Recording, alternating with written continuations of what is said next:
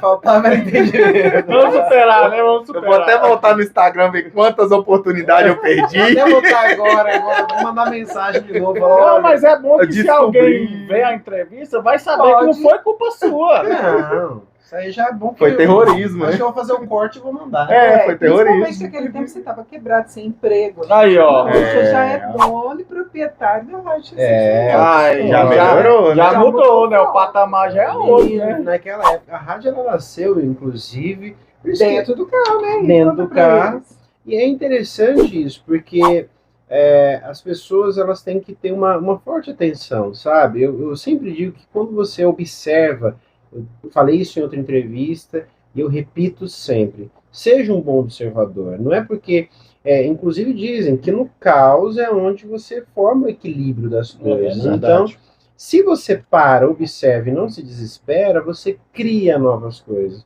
Não passava pela nossa cabeça ter uma rádio, entendeu? Não passava.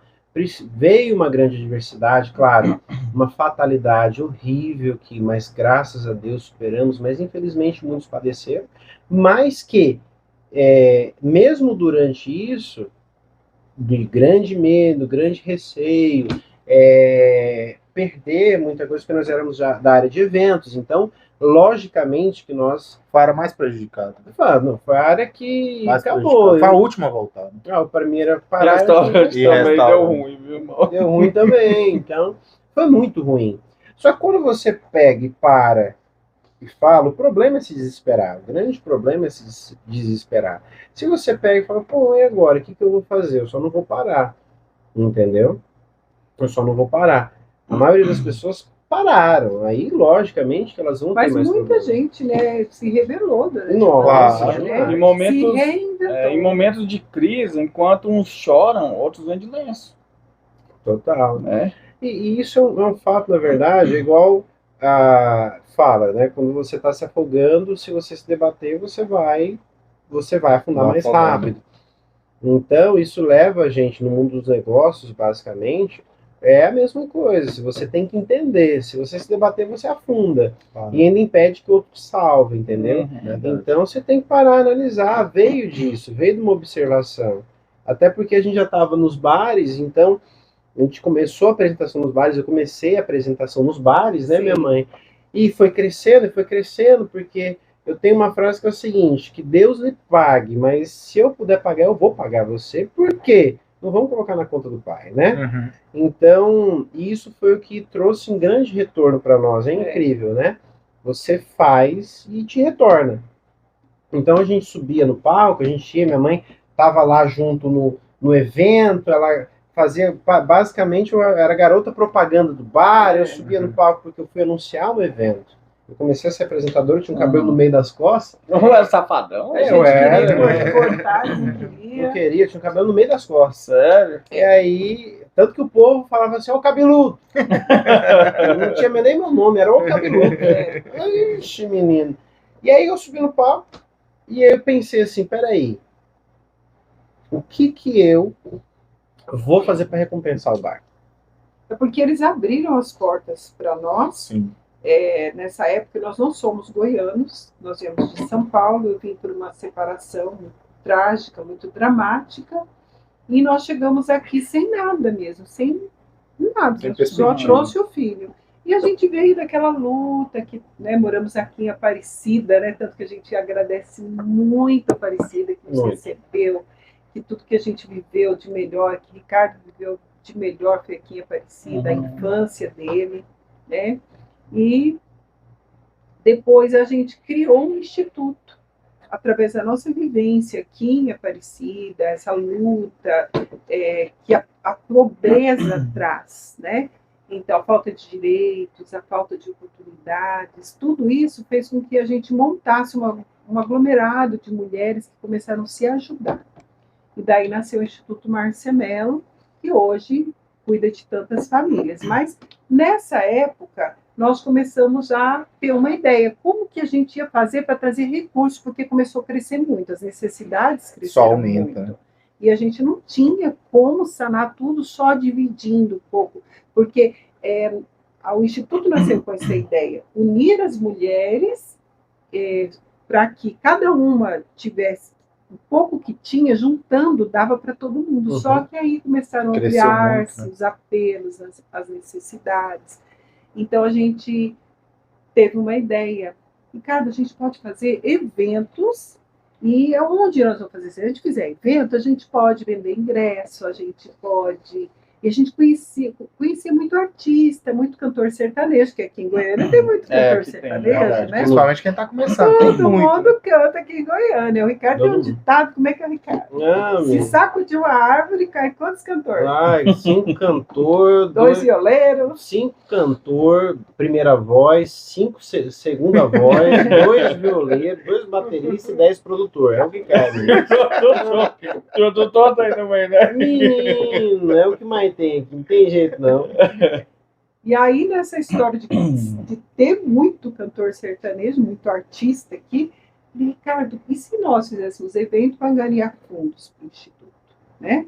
E aí nós começamos, onde vamos achar um local? Nós tínhamos que ter um local para levar e criar um show, para poder vender esse show, para poder angariar dinheiro, e onde seria esse local? Aí aquela dificuldade, porque nosso instituto era muito pequeno, não tinha amparo de governo, de nada.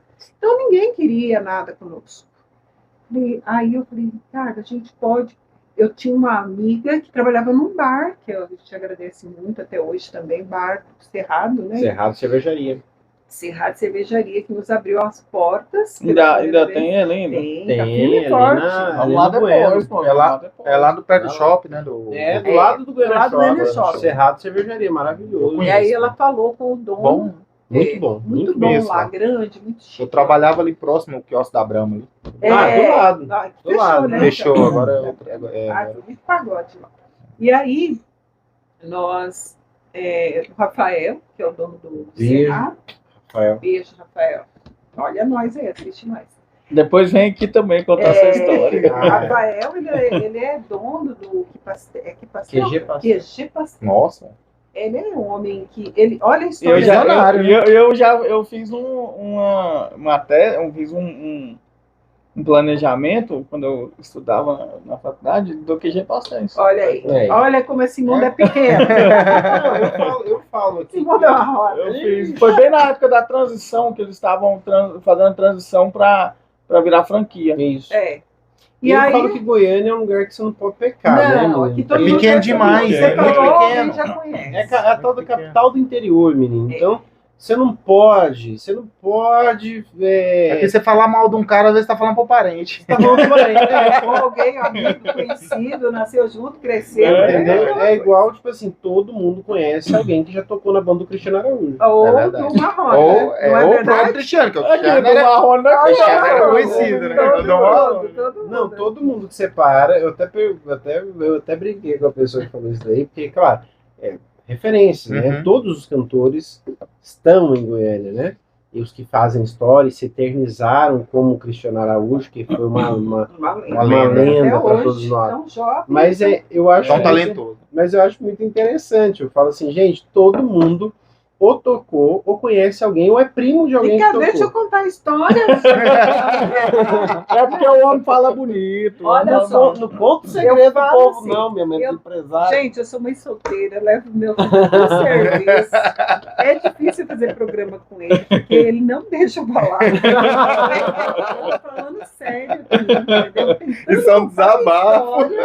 Entendeu? Mas vamos, depois Depois nós vamos conversar, chegar em casa. chorei.